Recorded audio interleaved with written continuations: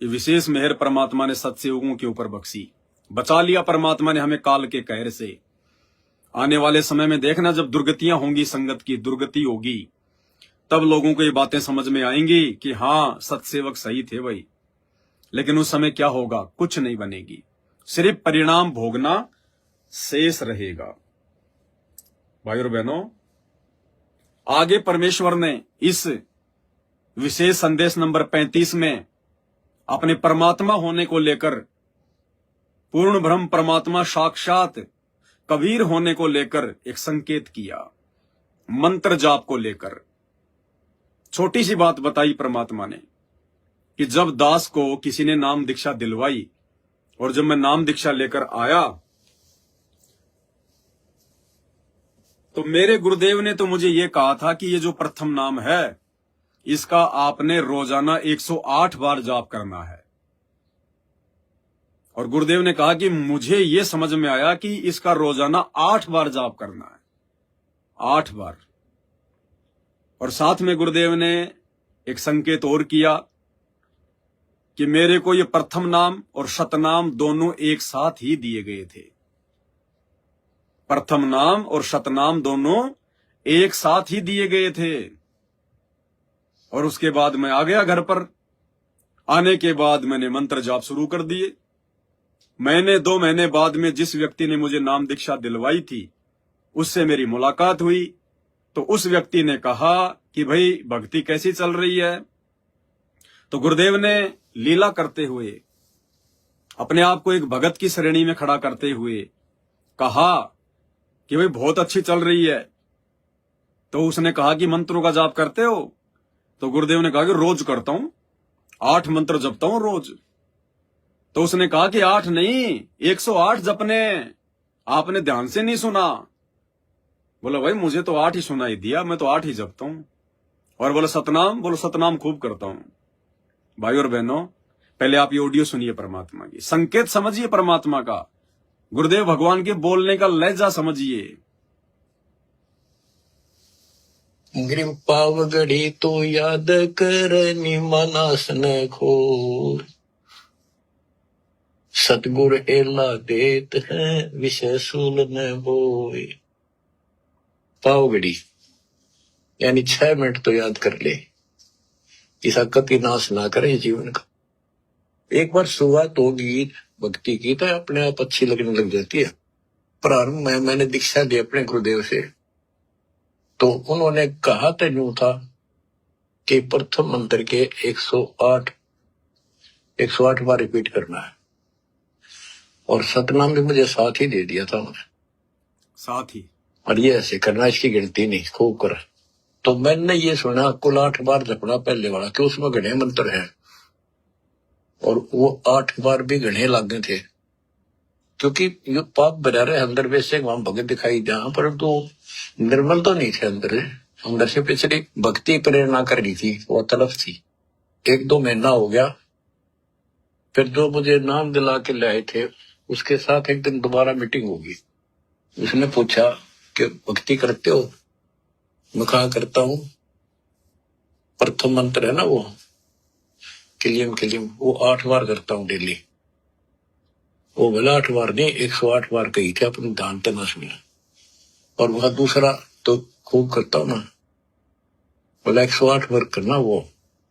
तो मैंने मन में आई 108 बार, और प्रॉब्लम होगी, शुक्र होगा शुरुआत में।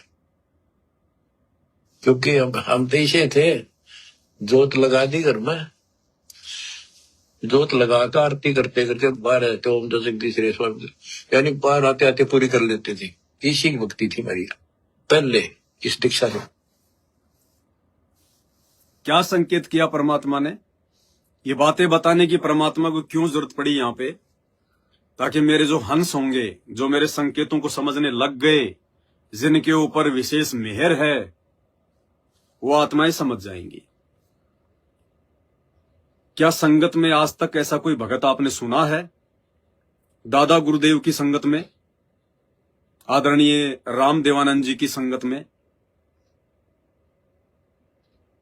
कि उन्होंने कभी किसी भगत को संत रामपाल जी के अलावा दोनों मंत्र एक साथ दिए हों? गुरुदेव कह रहे हैं ना कि मेरे को प्रथम मंत्र और सतनाम दोनों एक साथ दिए गए थे। क्या कभी आपने सुना है? नहीं सुना होगा। क्या संत रामपाल जी ने कभी अपने किसी भगत को दोनों मंत्र एक साथ दिए? किसी को नहीं दिए। सबसे पहले प्रथम मंत्र, उसके बाद में 4 हाजिरी आश्रम में लगानी पड़ती थी, बरवाला आश्रम में या करोथा आश्रम में, जहां भी वो रहते थे। या तो 4 बार लगातार आओ या 1 साल में 4 बार आओ, उसके बाद में सतनाम दिया जाता था। लेकिन यहां गुरुदेव क्या संकेत कर रहे हैं कि मुझदास को प्रथम मंत्र और सतनाम दोनों एक साथ प्रदान कर दिए गए थे। समझ रहे हैं संकेत क्या है? क्योंकि ये परमेश्वर है, परमात्मा है। आम जीवों से भिन्न परमात्मा ने लीला करनी पड़ती है समझाने के लिए कि मेरे को इन मंत्रों की आवश्यकता नहीं है, चाहे दोनों एक साथ मिलें चाहे तीनों एक साथ मिलें। कबीर सागर में तो स्पष्ट लिखा हुआ पेज नंबर 335 पर, जो गुरुदेव भगवान ने जो बना कर दिया है, कबीर सागर का सरदार थे।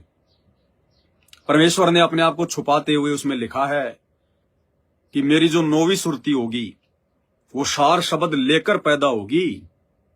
यानी 650 साल पहले उस कबीर परमात्मा ने धर्मदास के आगे अपने आप को छुपाते हुए ये कहा कि धर्मदास, उस पिछली पीढ़ी में मेरी 9वीं सुरती आएगी। आना तो उनको स्वयं ही था, लेकिन अपने आप को छुपाया उन्होंने ज्ञान आधार से अपनी पहचान करवाने के लिए कि धर्मदास, आगे चलकर पिछली पीढ़ी में जब आवे 5505 तब ये वचन मेरा होगा साचा। उस समय जो 9वीं सुरती जाएगी वो सार शब्द लेकर पैदा होगी। तो ये परमात्मा तो 8 सितंबर 1951 को सशरीर धरती पर प्रकट हो चुके हैं, सारे मंत्र लेकर। इनके पास तो सब कुछ है, सारा मटेरियल है, इनको किसी से मंत्र लेने की आवश्यकता नहीं है। लेकिन परमात्मा अपने विधान अनुसार एक लीला करते हैं कि 12वें पंथ में हम ही चलावें, सब पंथों को मिटाकर एक पंथ चलावें। तो परमात्मा ने लीला करते हुए गरीबदास जी के 12वें पंथ में आगे चलकर स्वयं ही आना था। और 8 सितंबर 1951 को परमात्मा धरती पर सशरीर शिशु रूप में गांव धनाना में प्रकट हुए। और उसके बाद 17 फरवरी 1988 को 12वें पंथ में परमात्मा ने लीला करते हुए एक आत्मा को, आदरणीय रामदेवानंद जी को अपना मुंह बोला सतगुरु बनाया। जैसे 650 साल पहले इसी परमात्मा ने पंडित रामानंद जी को अपना मुंह बोला सतगुरु बनाया। तो इस परमेश्वर को कोई मंत्र लेने की आवश्यकता नहीं है। इसलिए परमात्मा ने ये शब्द बोलकर ये लीला उस समय परमात्मा ने की, दोनों मंत्र एक साथ जो है वो लेने की, ताकि आम भक्तों से अलग दिखाई दे हमें हमारे गुरुदेव भगवान। उनकी लीलाएं आम भक्तों से हमारे को डिफरेंट दिखाई दे। दूसरा संकेत क्या किया परमात्मा ने इसमें कि मेरे समझ में नहीं आया। गुरुजी ने तो कहा था कि 108 मंत्र जपने हैं, मैंने सुना 8 जपने हैं। यहां भी परमात्मा ने एक संकेत छुपा रखा है। मात्र 8 मंत्र परमात्मा रोज जाप किया करते थे। यानी उस परमेश्वर को 108 मंत्र जाप करने की आवश्यकता नहीं है। उस परमात्मा को सतनाम का जाप करने की आवश्यकता नहीं है। उस परमात्मा को 8 तो छोड़िए, एक भी मंत्र जाप करने की आवश्यकता नहीं है। मंत्र जाप करने की आवश्यकता आप और हम जैसे 2 कोटि के जीवों को होती है, जिनका मोक्ष होना होगा। ये तो परमात्मा है, ये तो स्वयं मोक्ष प्राप्त हैं, ये तो स्वयं ही मोक्ष है। ये तो हमारा उद्धार करने के लिए धरती पर नीचे उतरे हुए हैं। इनको मंत्र जाप करने की आवश्यकता नहीं। इसलिए परमात्मा ने 108 मंत्र जाप करने के बजाय अपने आप को छुपाते हुए, लीला करते हुए ये कहा कि मुझे समझ में नहीं आया, मैंने सुना 8 ही मंत्र जाप करने हैं। यानी परमात्मा ने केवल एक विधान को फॉलो किया, जबकि उनको मंत्र जाप करने की कोई आवश्यकता नहीं होती है। वो एक दास की भूमिका करते हैं, एक भगत की भूमिका करते हैं आप और हमारे लिए, कि जब मैं तुम्हारा सतगुरु बनूंगा, भक्ति विधान अनुसार लीला करते हुए तो तुम मेरे उस भगत वाले जीवन को देखकर अपनी भक्ति को ठीक ठाक करो कि हमारे गुरुदेव भगवान ने भी एक भगत की भूमिका निभाई, एक दास की भूमिका निभाई, और एक भगत के क्या गुण होते हैं, एक भगत के क्या लक्षण होते हैं, एक भगत का अपने गुरुदेव के प्रति क्या भाव होता है, क्या श्रद्धा होती है। उस चीज को अगर आप मेरे सत्संगों से ना समझ सको तो अपने गुरुदेव भगवान के उस भगत वाले जीवन को देखकर समझो। तो परमेश्वर ने केवल एक लीला की, दास की, भगत की। ना उनको कोई मंत्र जाप करने की आवश्यकता थी और ना ही उनको सतनाम का जाप करने की आवश्यकता थी, ना उनको कोई सतगुरु बनाने की आवश्यकता थी। क्योंकि जो जगत गुरु होता है, जगत गुरु, हम परम पूज्य सतगुरु रामपाल जी को क्या कहते हैं? जगत गुरु, तत्वदर्शी जगत गुरु संत रामपाल जी। जगत गुरु कौन होता है? जगत गुरु वो व्यक्ति नहीं होता है जो जन्म लेगा, जन्म लेने के बाद फिर अपना कोई गुरु बनाएगा, उस गुरु से फिर वो ज्ञान अर्जित करेगा, उस ज्ञान को फिर वो आगे फैलाएगा।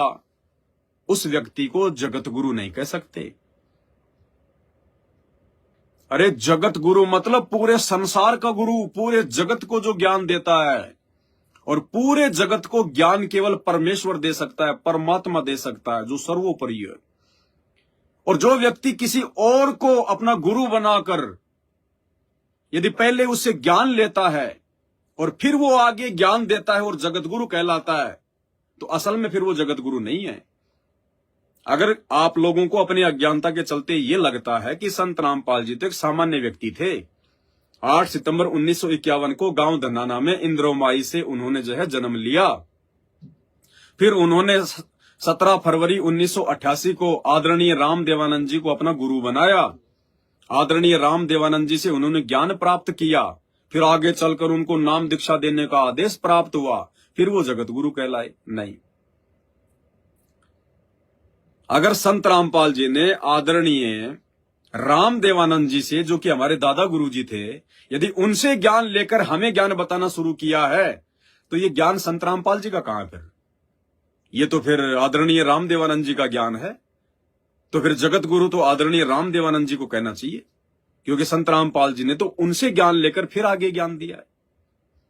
तो जगत गुरु कौन हुआ फिर? जगत गुरु फिर आदरणीय राम देवानंद जी हुए ना, फिर संत रामपाल जी कहां हुए? अरे जगत गुरु वो होता है जिसका खुद का ज्ञान होता है। कबीर सागर में परमात्मा ने क्या पढ़ाया कि वो परमात्मा तत्वदर्शी संत की भूमिका करता है, वो स्वयं उन सत भक्ति मंत्रों का आविष्कार करता है। परमात्मा ने क्या बताया? सोहम शब्द हम जग में लाए और सार शब्द हम गुप्त छुपाए। परमात्मा ने क्या कहा कि ये जो मंत्र हैं, इनका जो ये आविष्कार है वो हम स्वयं करते हैं। सोहम शब्द हम जग में लाए, ये सोहम शब्द इस संसार के किसी भी सद ग्रंथ में नहीं था। 650 साल पहले आके परमात्मा ने कबीर सागर में लिखवाया। उससे पहले चारों वेदों में और गीता जी में सोहम शब्द का कहीं कोई जिक्र नहीं है। ये सोहम शब्द परमात्मा स्वयं लेकर आए। परमात्मा ने इसका आविष्कार किया आप और हमारे लिए। ये ज्ञान, ये तत्व ज्ञान, ये मूल ज्ञान आज से पहले किसी भी सदग्रंथ में नहीं था। ये परमात्मा ने आकर 650 साल पहले कबीर सागर में धर्मदास जी के माध्यम से लिखवाया। उसको कहते हैं जगत गुरु, उसको कहते हैं परमात्मा। तो स्वयं पूर्ण ब्रह्म परमात्मा है, परमेश्वर है। क्या क्या लीलाएं करते हैं आप और हम सबको अच्छे से पता है। साथ संगत से जुड़े हुए भाई बहनों को, नादानों को ये बातें समझ में नहीं आएंगी।